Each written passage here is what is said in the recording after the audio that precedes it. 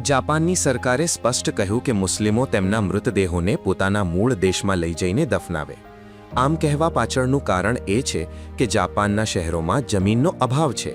આ દેશમાં મુસ્લિમોની વસ્તી લગભગ 2 લાખ જેટલી છે. જમીનના અભાવે નવા કબ્રસ્તાન બનાવવા મુશ્કેલ થઈ ગયા છે.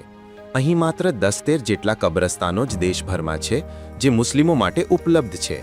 આ વર્ષે નવેમ્બરમાં પાર્લામેન્ટરી સત્રમાં ધારાસભ્ય મિઝુહો ઉમેમુરાએ આ વાતને વધુ તીખી બનાવી કહ્યું કે જાપાનીઝ કલ્ચર અનુસાર અંતિમ ક્રિયા કરો અથવા તમારા ખર્ચે મૃતદેહને પોતાના દેશમાં લઈ જાઓ, જેના કારણે મિયાગી અને હિજી જેવા વિસ્તારોમાં સ્થાનિક વિરોધ અને રાજકીય વિવાદ વધ્યો છે.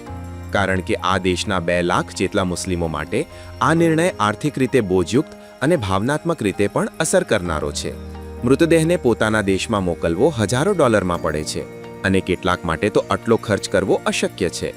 જાપાનની વધતી વસ્તી અને જમીનની મૂલ્યવાનતાના કારણે આ નિર્ણય લેવાયો છે, જે મલ્ટીકલ્ચરલ જાપાનના ભવિષ્યને પડકાર આપે છે.